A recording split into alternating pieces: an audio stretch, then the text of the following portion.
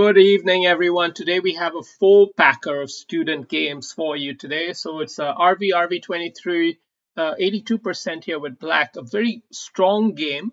He gave it away in the middle. That's going to be important. We'll have to take note of that because against a stronger player, he might have made you pay for that.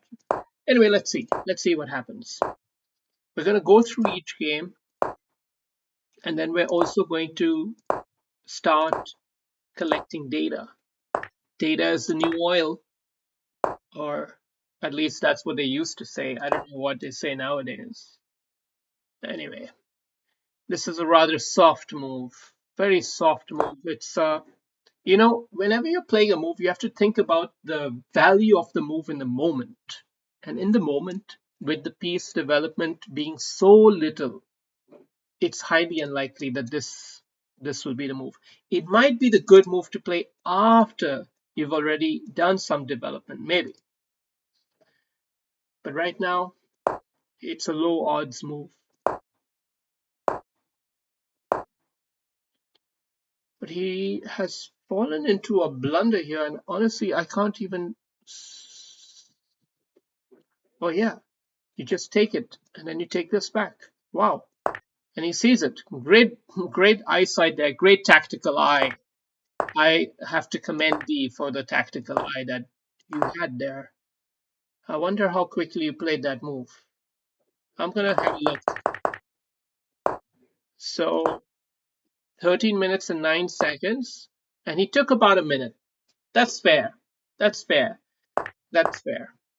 I wonder if you saw it immediately and just double checked, or did you smell a fish and then look into it and then find it?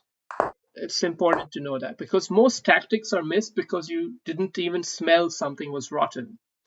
Sometimes you smell that it's rotten, but you didn't see it right away and you just, I don't know, didn't find it. But so far we have very good consolidation now, consolidating the advantage.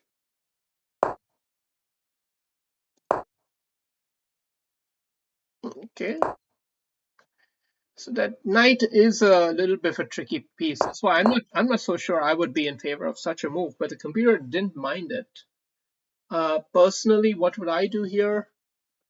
Well, being a piece up, I would say just simply take the goddamn thing, front face the queen.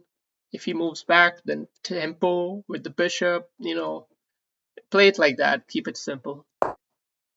This invites some complexity, which, sure, you might be able to handle it, but no. Right now, this is a critical moment here because he can take this. And if you take back, it's just a draw. So what do you do? You take it back? No, you shouldn't have taken it back. You should have probably either got bishop here or queen there. Something like that. Now it's a draw. And the bloke is trying to win the fucking game. Oh, oh dear. He tried to win. That's why he lost. All right. Well, now it's a done deal. Surely now it's a done deal. Yeah, I mean, yeah. You had it. Okay. Good game. What can we say as the lesson to be learned here? I think the key lesson has got to be around here. There are two lessons. One is knights are tricky, so you tempted fate. You tempted fate. Don't tempt fate by making the game more complex than it needs to be. Um, that's number one. And number two, somehow, um, once you've blundered, you gotta take a breath. You know, how long did you take to make this move? I want to see that. So you came here. You took like 10 seconds, a very reactive defensive move. Reactive defensive moves are usually mistakes. reactive defensive pawn moves in particular. And here too, you didn't have to capture. You could have spent a little more time and seen that this could also potentially work here. It's not like you're dead and done yet. Um, yeah, so spot the intermezzo. All right. We're not gonna write that one. Let's move on to the next game. Here we got brain scabs, and it was a tough game, and you lost the edge in the middle there, but you won it right back, and then kept the momentum, kept the game, but then let it slip. You let it slip. Okay, let's have a look. We'll have to have a look at the time equation as well somehow. So far, pretty decent time management, although, sheesh, 2 minutes for castling. Yeah, you were thinking of bishop f4 or something, or what? Really? Okay. Okay.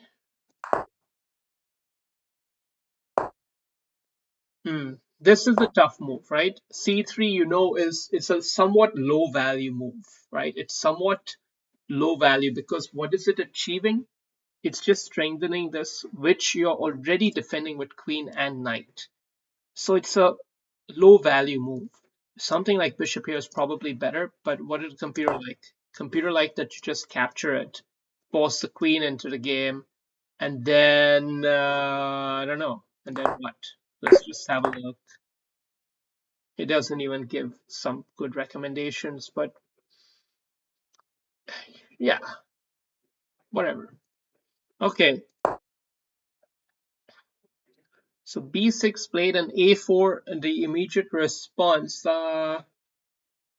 He's still loving this idea of taking that knight. Okay, that's a key point to note here in the position is that essentially you don't want him to capture you, because then you capture back and he wins a tempo on your rook. So that's the point here. That's why you want to take that knight off yourself. Subtle, but it matters. And he's still not taking that tempo. Instead, he's going for more, and this is a blunder. This is an awful blunder. Awful complications for no reason. I mean, you can just take it and you have to give up your rook. Why? Why did we do this? He's tilting.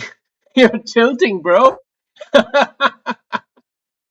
And the tilting worked somehow because now, whoop-de-doo, he's got himself into a real cookaroo here if you come in with this and this. So, oh, wrong order there. You're out of order, I'm afraid. I mean, you still can manage though. It's not so obvious why it would be a wrong order. Let's just see the follow-up. I mean, because it is still pretty decent, but yeah, there's no finishing. The correct combination, however, was queen takes, and here you're giving up the bishop. Yes, you're not getting two pawns, but you are getting the second pawn, and it's this one rather than that one. You see, that's the subtlety. What happens here is that, yeah, this pawn is still alive, but somehow this is much more incisive, basically, because you've taken off this pawn and activated the bishop. This pawn is less of a burden. All right, that's a subtle nuance there. But anyway, we like the counter-attacking spirit, and you see pressure dot make it a man crack. And crack it this man dot indeed, because now you got the knight check, you've got this, you've got all sorts of pandemonium here. I honestly don't know which is the best fruit to bite. I don't know. I don't know.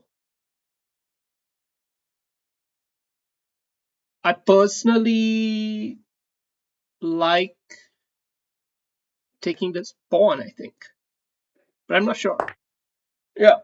Correct answer. Sahi jawab. Okay, that's a pretty good defense. I wasn't seeing that. But he still have a good knight check, getting a good advantage here. And now traded it. Okay, so you have a solid advantage here. Solid game. 3 pawns to a knight. Now, how do you win this? You have to know your end game plan. end game plan. Okay, it's the most important thing. Um, First question is: are you okay with the rooks being traded, or do you prefer that you have a piece on the board? Honestly, I'm not 100% sure in this case. In principle, it's nice to have a piece versus not having a piece, because if he has a piece and you don't, he can kind of jump around while you're sort of static. And in a zigzag situation, it can backfire. But with so many pawns, I don't know if that's realistic to worry about. So I think it's fair to look to control the open file. I like f3 more for sure. You want to control the knight. You want to control the knight. Don't tempt fate. Tempting fate once again. That's right. We will, we will order this, okay?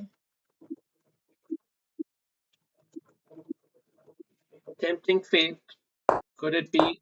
No, it's not the critical blunder, but anyway, it's a pattern of yours. It's a pattern of dysfunction.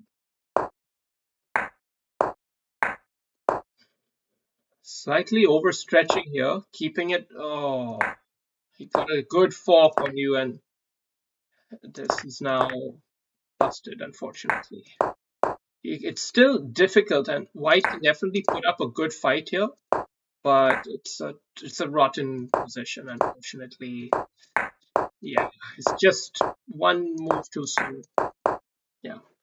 Well, what do we call it? What do we call this game? Tempting fate, right? Don't tempt fate by letting the knights flourish. Okay, this is the same concept as in game one. If you go to see, all right, the knight flourish was the same pattern of abuse that you paid the price for ultimately. All right, next game.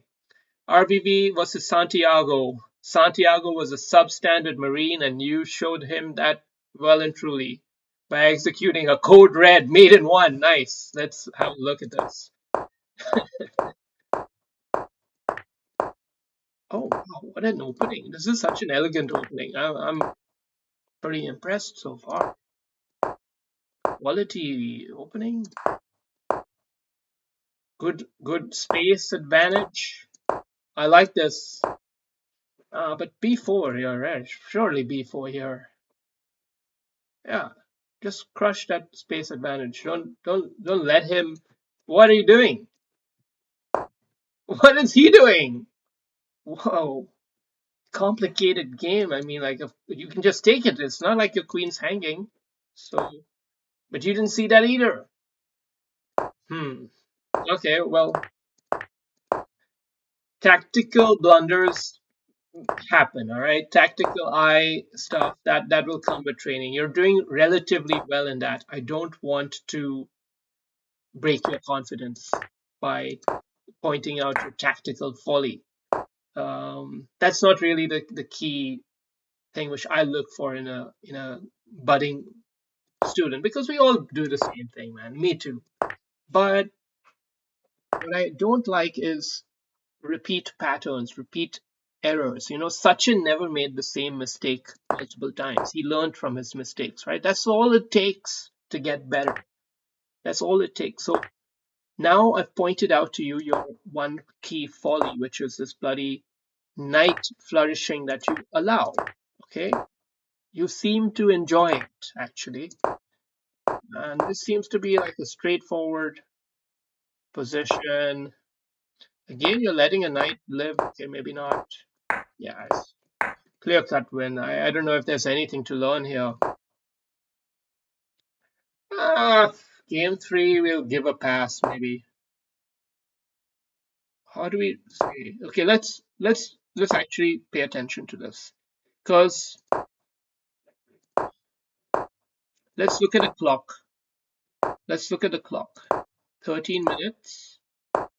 And he spent 3 minutes to not play the correct move here. Hmm. It shows a lack of understanding, right, in the game. So You have to understand why b4 is better. So let's try to explain it. Um, well, for starters, next move, I mean, he can just bloody take this pawn, and you're left trying to pick up, hold the pieces, hold it all together, which is not pleasant. So that's just a starter. But secondly, this should be instinctive in a way, you see? It should be instinctive to take space and squeeze your opponent. So, yeah. What do we say about game three? Let's just go a little bit on this pawn structure. You know, gaining space is usually good. Okay, let's just leave it at that. And now here I want to see 10 minutes, 30 seconds, and you were definitely shocked by this kind of move. And you spent a good 2-3 minutes before again blundering. All right, this is the tactical things, but we are all tacticians at the end of the day. Uh, bad tactics. Yeah, spending time and making the wrong move is always unfortunate. But anyway, we did that, and you still managed to pull it off. But it could have gone the other way. So let's keep it going. But the rest of this was pretty good finishing. Actually, it was so good that there was not much to comment. All right, cool. Last game against Les Grossman, who's played 86% white. It was a tough game all the way through until the end when the pressure finally got too much. So let's have a look at this from student's perspective. Student is black, pretty decent opening stuff. hmm You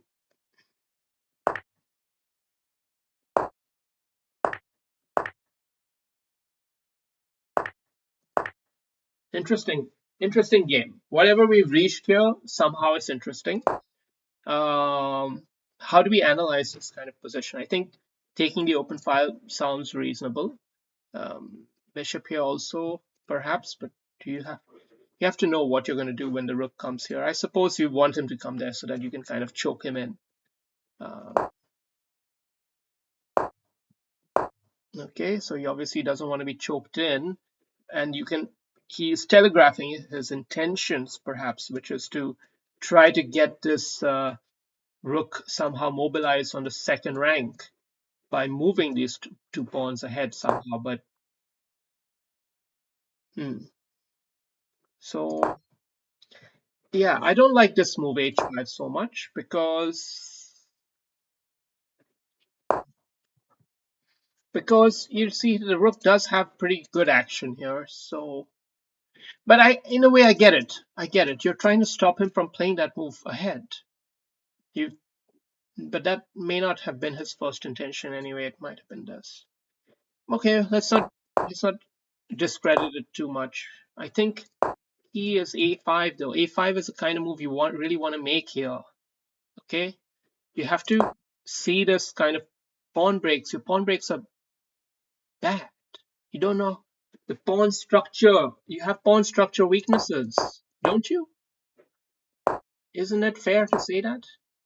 Because here, a5, you gotta play it. You're rattling the structure here. You're rattling the pawn structure, and you're just gonna win it. No worries, nothing to worry about. You're just gonna win it, and then you're gonna gang up the other rook here. You're gonna win that. You're gonna first defend this, but then you'll manage it. So that's the way to disrupt a pawn structure. Let's say game four. Hmm. Uh, improve pawn break strategy. This is a lesson for you. I think it's somewhat similar to the previous game. Okay, let's remove this word bad. No judgment here, no judgment. All right, a5. So The pawn strategy is just not the right one, but it's not losing or anything either. It's just not the right one. You've allowed him to get a kind of bind here on this side of the board. Maybe it's not a bad idea in a way. You're just sort of getting these pieces together and really pushing, breaking forward over here. Is you have an argument, okay?